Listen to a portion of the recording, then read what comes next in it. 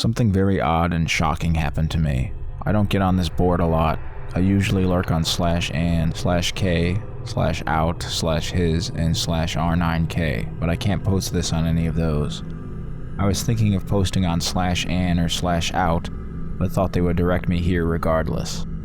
To summarize, I saw something spectacular that has terrified me and my pals since it happened. The memory has been carved into my brain for the most part, so everything should be accurate. Though I might be paraphrasing our dialogue a little bit, not enough to change any of what actually happened though. This occurred about a month ago, so I guess I'll just get right into it. Be me, 25-year-old Army vet living in the boonies of wooded South Central Kentucky. Enough forests and woods to spend a whole life walking through. Be turning 26 soon, so in a good mood. Decide to go on a camping trip with some friends on a spur-of-the-moment decision. Call my guys together, 3 other dudes. We'll call them Samuel, Dylan, and Christo. We had a place we always go camping to, probably not after this. For reference, it's definitely in the Barron County jurisdiction. Get supplies ready. 4 coolers, 2 small tents, a lot of beer and snacks, and 3 blunts. Christo gets in his truck, picks up the other guys, and comes to my place to pick me and the supplies up. Hell yeah, .png. Put supplies in back with Dylan and sit in the truck. In between Christo making a joke or doing something stupid, we're always quiet while focusing on something, so truck rides, setting up camps, or just working in general always has an awkward silence for us. We're some loud fuckers too. Drive out to the middle of nowhere and walk up the very long, crude trail us and some other guys made way back when we were seniors in high school. Finally arrive at our spot after probably an hour of walking. After a while, our tents are up and everything else is ready. Christo grabs the 4 coolers and we all sit on some logs around what will be our campfire when night comes. It's only 4:30 p.m. right now. Grab some beers and start cracking around, just general fuckery. So Annan, what are you gonna do for your big 26, says Samuel. Before I get the chance to say anything, Christo pops off. Ask Veronica, my GF. She's the one who's deciding. Really funny oh my sides.jpg. For some reason my friends call me pussy whipped and it's a running joke with them. Cue my sarcastic laughing and the rest of them cracking up. Something you should know about Christo. He's a Mexican, but a full-blown American-loving, Trump-supporting rebel boy. He's a complete Chad, and though he's the biggest party animal you've ever seen, he's a very hard worker. He's 250 and well over 6 feet of pure muscle and jackassery. Christo's almost never serious, but when he is, don't take it lightly. Back to it. Shut up and give me another beer. He obliges. Now hold on a minute, Samuel goes as he pulls out one of the big beautiful blunts. Don't drink anymore, why don't we spark up? I thought we were saving those for tonight, I reply. Hell, we'd still have 2 left, he says. I looked at Christo and Dylan and they don't have any issue with it. Alright, I guess. I put my beer down and Samuel lights it up. Samuel is a little guy, no more than 5'4" and 130 pounds, but he's a hell of a heavyweight. Me and Christo hardly ever smoke, and this would be Dylan's first time. Samuel lights it up and of course hits it first and second and third.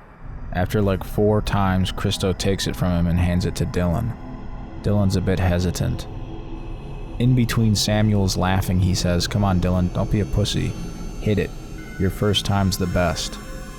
"Dylan, you don't have to hit it if you don't want to," Christo says. "Nah, I got this." Dylan hits it, then the fucker hits him. Dylan's an average height guy, but around 300 pounds and very quiet in public, but a complete jokester in private. Falls over from laughing so hard. Me and Christo keck about it. Samuel's red-faced on the fucking ground. Dylan, the poor bastard, gets up and hits it again. Immediately on the floor again. Christo's in tears now and I'm clenching my sides. I think Samuel's are in orbit. Eventually hands it off to me. I hit it twice and cough a little. Give it to Christo and he takes it better than I did. After passing it around for a bit, it's just a roach, so Samuel supermaned it and we sat around and chilled. Check my phone and it's already 6. Told my friends and they were as shocked as I was. It had only felt like minutes since we had gotten everything set up at 4:30. decide to rip into the other 2 blunts. Once we're done with them, get back to chilling out. Christo says he has to piss and walks over to the trees. Guys, Christo says with a wary voice. We look into his general direction. Guys, he exclaims. We rush over to him to see what's up. The bastard flings around with his dick out and pisses on us. The bastard pissed on us. As a joke, this, blank literally pissed on us. We were pissed on and we were pissed. We tackle him to the ground and wrestled him. It was nothing malicious though. He was laughing the whole time and kept calling himself R. Kelly. We get back over to the campsite and light a fire as it's beginning to get dark. Me, Dylan, and Samuel take our piss-covered shirts off and throw them at Christo. He, being the Einstein that he is, throws them into the fire. Dylan annoyingly states, "Christo, you fucking idiot, now the whole place is gonna smell like piss." "Here," Christo says as he takes off his shirt and throws it into the fire. We all laughed at how dumb Christo was. After fucking around a bit more, once we sober up, we get tired. It was definitely after 11 p.m. once we decided to go into the tents to sleep. Samuel and Christo call one tent, so I'm stuck in the other one with Dylan.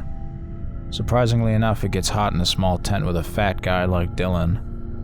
Decide to take my sleeping bag and lay beside one of the logs around our campfire.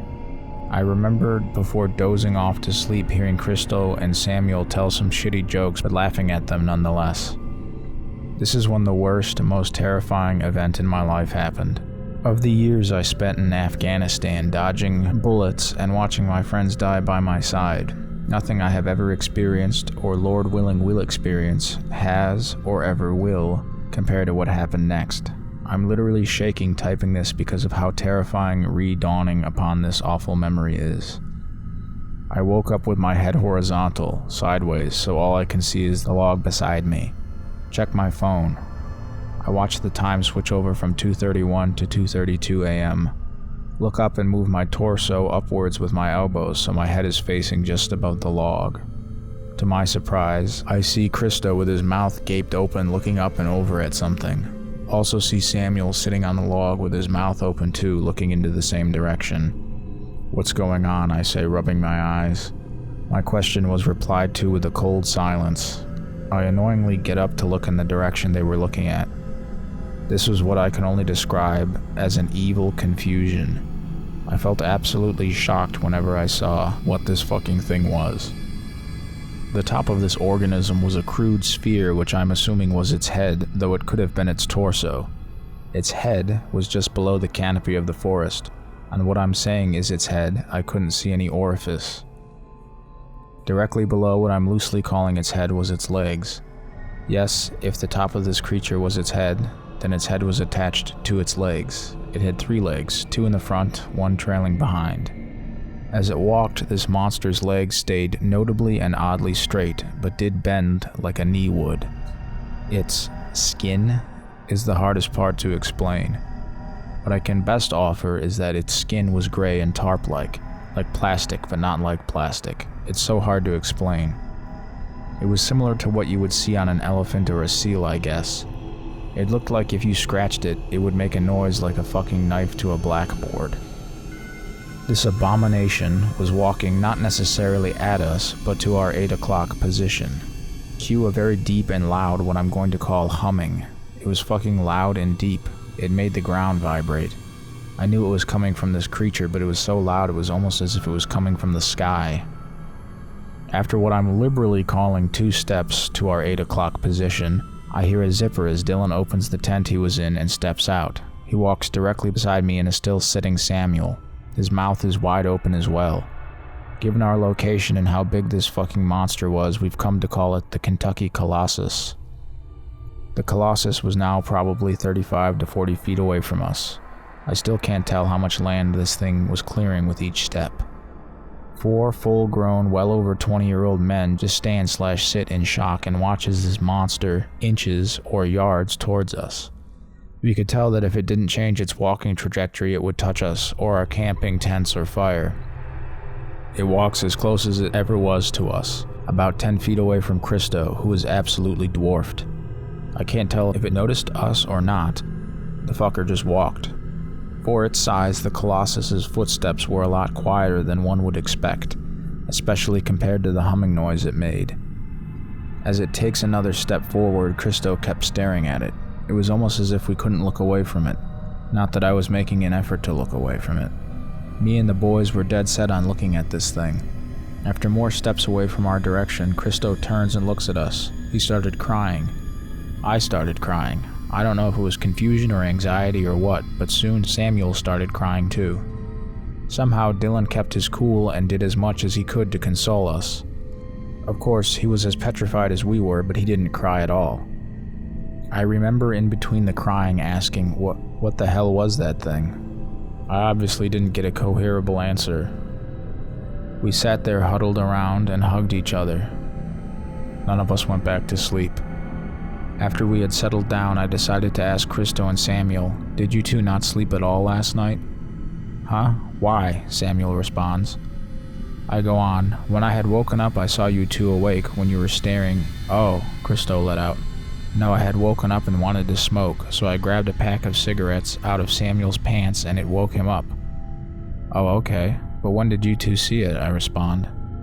Christo continues, "That's what I was getting to. Since I got caught, I asked Samuel if I could smoke and if he wanted to join me. He said yes to both. He lit his and handed me one. I told him I was going to go check on you. I unzipped the tent flap and went out. I was fidgeting with the cigarette and lighter, and once I got it lit, I hit it and looked up. He froze up. Then I saw it. He was beginning to get a bit choked up. I went to yell out Samuel's name, but it came out as a whimper. Regardless, he heard me and asked, "What?" He looks over at Samuel. Samuel says, "I asked what about 2 more times before I went out of the tent to see Christo standing still, looking off into the distance. I looked up at him and started walking forward. I had my eyes focused on his head and asked what he wanted. By the time I was beside him, I looked away in the direction that his head was. Far off in the distance, I saw it." "How far?" asked Dylan. "Probably several 100 feet," Samuel replied. I collapsed and hit my ass on the log. He paused for a moment. "I went to get you, but I couldn't." It was the most petrifying thing I had ever felt. It wasn't like I was paralyzed, I was just choosing not to move. It was weird. Christo put his hand on Samuel's shoulder and continues for him. "You woke up eventually, and then once that humming started, Dylan woke up. We mostly sat around, huddled in silence, constantly looking over our shoulder. We hadn't really spoke too much about it itself while we were huddled with each other by the camp. It was mainly just pep talking like, we're gonna fucking make it through the night, or something like, if it comes back we're not freezing up, we're gonna grab a flashlight and run down that trail. At around late 4, early 5, the sun began to rise. It was the most beautiful thing we had ever seen. We unassembled the 2 small tents and grabbed the coolers and set off down the trail. A little bit of chit-chat down the trail, but mostly silent. For some reason, while we were walking down the trail, we were afraid, once we reached the beginning, Christo's truck wouldn't be there. Eventually we get there, and lo and behold, Christo's truck is still there. We throw everything into the truck bed, including Dylan, and set off down the road. But in the truck, I think all of us were waiting for someone to bring it up. Finally, after about 15 minutes into the ride, Dylan poked his head in through the rear window and said, "So we all definitely saw the same thing, right?" We were silent for a second, but Christo said, "You all saw a giant, gray, 3-legged creature?" Samuel and I said yes. "We all heard that loud, deep humming noise it made?" I asked. The other 3 said yes. I began to ask, "Should we tell anyone?" "No," Christo said in a very matter-of-fact manner. "That'd be a good way to get us all locked up in a nut house." Dylan agreed with him, and Samuel remained silent. After more silence, Christo continued, "We don't tell anyone. No other friends, no family, no girls or hookups. This stays between us." Christo looked at us. "We have to be clear on this, okay guys?" We agreed. For the car ride and a bit after, Christo acted really odd. When we got to a gas station, Christo went in to fill up his truck. When he got back out, another Mexican walked up to him and complained about the Confederate flag he had on his truck bed. I didn't know we had white supremacists. You know they hate people like you and me, so why are you waving their flag? Usually Christo would have clowned on him or pushed him and told him to fuck off. Christo just dead stared at the guy and said go. It was really creepy. He got back in his truck and drove us all to my house. All of us stayed at my place over the weekend and played video or just fucked around. It got brought up a few more times, but the whole time we were at my house, there was a really awkward vibe. Every time I think of the Colossus, it gives me cold chills. I wanted to ask around to friends and coworkers, but I'm gonna stay loyal to that oath we took. From what I know, none of the other guys have brought it up to anyone else, so I'm taking it here. Have any of you ever seen or heard anything of what I'm talking about? I look up all the details, but I get nothing. Any local folklore or just stories that sound anything like what I witnessed? Or if you've seen what I'm talking about, please tell me your experience or even a friend's experience. Any other forum or place you all could report me to? I'll answer any questions. We just need to find this shit out.